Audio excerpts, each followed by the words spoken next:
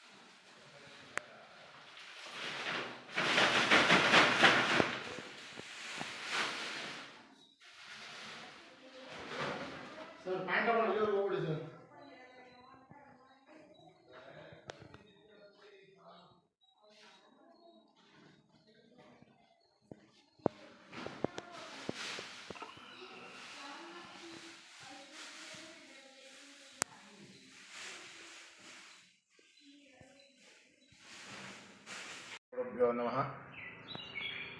ಕದಲಿಪುರ, ಮದ್ದೂರು ತಾಲೂಕು, ಮಂಡ್ಯ ಜಿಲ್ಲೆ, ಕದಲಿಪುರ ಎಂಬ ಗ್ರಾಮದಲ್ಲಿರ್ತಕ್ಕಂಥ ಶ್ರೀ ಶ್ರೀ ಕದಲಿ ಲಕ್ಷ್ಮೀ ವೆಂಕಟೇಶ್ವರ ಸ್ವಾಮಿ ಸನ್ನಿಧಿಯಲ್ಲಿ ಮೊದಲನೇ ಶ್ರಾವಣ ಶನಿವಾರ ವಿಶೇಷವಾದಂಥ ಪೂಜಾ ಕೈಂಕರ್ಯಗಳೆಲ್ಲವೂ ಕೂಡ ಪ್ರಾತಃ ಕಾಲದಲ್ಲಿ ಫಲಪಂಚಾಮೃತ ಅಭಿಷೇಕ ಮತ್ತು ನಂತರ 10 ಗಂಟೆಗೆ ಮಹಾಮಂಗಳಾರತಿ ಕಾರ್ಯಕ್ರಮ ನಡೆಯಿತು. ನಂತರ ಬಂದಂಥ ಎಲ್ಲ ಭಕ್ತಾದಿಗಳಿಗೂ ಕೂಡ ಪ್ರಸಾದ ವಿನಿಯೋಗ ಕಾರ್ಯಕ್ರಮ ಸಂಜೆವರೆಗೂ ಕೂಡ ಇರುತ್ತೆ. ಮತ್ತು ಇಲ್ಲಿನ ಇತಿಹಾಸ ಏನಪ್ಪ ಅಂತಂದರೆ, ಶ್ರೀನಿವಾಸರು ಪಶ್ಚಿಮಾಭಿಮುಖವಾಗಿ ಕದಂಬ ನದಿ ದಡದಲ್ಲಿರ್ತಕ್ಕಂಥ ಏಕಶಿಲಾಮೂರ್ತಿ. ಇಲ್ಲಿ ಶ್ರೀನಿವಾಸರು ಬಲ ಹೃದಯ ಭಾಗದಲ್ಲಿ ಲಕ್ಷ್ಮಿ ಮತ್ತು ಬಲಗಾಲ ಮತ್ತು ಎಡಗಾಲು ಅಕ್ಕಪಕ್ಕಗಳಲ್ಲಿ ಶ್ರೀದೇವಿ ಭೂದೇವಿ ಸಮೇತರಾಗಿ ಪಶ್ಚಿಮಾಭಿಮುಖವಾಗಿರ್ತಕ್ಕಂಥ ಏಕಶಿಲಾಮೂರ್ತಿ. ಇಲ್ಲಿ ಸನ್ನಿಧಿಯಲ್ಲಿ ವಿಶೇಷವಾಗಿ ಪೂಜೆ ಪುನಸ್ಕಾರಗಳನ್ನು ಮಾಡಿದವರಿಗೆ ಭಗವಂತನ ಸನ್ನಿಧಾನದಲ್ಲಿ ಯಾರಿಗೆ ಸಂತಾನ ಭಾಗ್ಯ ತೊಂದರೆ ಇದ್ದರೆ ಅಥವಾ ಕಂಕಣ ಭಾಗ್ಯ ತೊಂದರೆ ಇದ್ದರೆ ಖಂಡಿತವಾಗಲೂ ಕೂಡ ಇಲ್ಲಿ ಆ ಭಕ್ತಿಯಿಂದ ಶ್ರದ್ಧೆಯಿಂದ ಪ್ರಾರ್ಥನೆ ಮಾಡಿಕೊಂಡ್ರೆ ಅವರ ಇಷ್ಟಾರ್ಥಗಳೆಲ್ಲವೂ ಕೂಡ ನೆರವೇರುತ್ತೆ. ಇದು ಸುಮಾರು 800-900 ವರ್ಷಗಳ ಇತಿಹಾಸ ಇರ್ತಕ್ಕಂಥ ದೇವಸ್ಥಾನ. ಕದಂಬ ನದಿ ದಡದಲ್ಲಿ ಕದಂಬ ಮಹರ್ಷಿಗಳು ಪ್ರತಿಷ್ಠಾಪನೆಯನ್ನು ಮಾಡಿರ್ತಕ್ಕಂಥ ಒಂದು ವಿಶೇಷವಾದಂಥ ಸಾನ್ನಿಧ್ಯ ಇದು. ಮತ್ತು ಮದ್ದೂರು ನರಸಿಂಹಸ್ವಾಮಿ ಸನ್ನಿಧಿಗಳು ಎರಡೂ ಕೂಡ ಕದಂಬರ ಪ್ರತಿಷ್ಠಾಪನೆ ಆಗಿರೋದ್ರಿಂದ ಸಾನ್ನಿಧ್ಯ ಇರ್ತಕ್ಕಂಥ ಈ ಸನ್ನಿಧಿಯಲ್ಲಿ ಬಂದಂಥ ಭಕ್ತಗಳು ಶ್ರದ್ಧಾಭಕ್ತಿಯಿಂದ ಭಗವಂತನನ್ನು ಪ್ರಾರ್ಥನೆಯನ್ನು ಮಾಡಿದರೆ ಅವರ ಇಷ್ಟಾರ್ಥಗಳೆಲ್ಲವೂ ಕೂಡ ನೆರವೇರುತ್ತೆ. ಹಾಗೆ ಇನ್ನು ಈ ಶ್ರಾವಣ ಮಾಸದಲ್ಲಿ 4 ವಾರ ಶ್ರಾವಣ ಮಾಸಗಳಲ್ಲಿ ವಿಶೇಷವಾದಂಥ ಪೂಜಾ ಕಾರ್ಯಕ್ರಮಗಳು ಕೂಡ ನೆರವೇರುತ್ತೆ. 2ನೇ ವಾರ ಬೆಣ್ಣೆ ಅಲಂಕಾರ ಇರುತ್ತೆ. 3ನೇ ಶ್ರಾವಣ ಶನಿವಾರ ದಿವಸ ವಿಶೇಷವಾದಂಥ ಹಣ್ಣಿನ ಅಲಂಕಾರ ಮತ್ತು ಕೊನೆ ಮತ್ತು 4ನೇ ಶ್ರಾವಣ ಶನಿವಾರ ದಿವಸ ಅಷ್ಟೋತ್ತರ ಕಲಶಾಭಿಷೇಕ ಕಾರ್ಯಕ್ರಮಗಳನ್ನು ಹಮ್ಮಿಕೊಳ್ಳಲಾಗಿದೆ.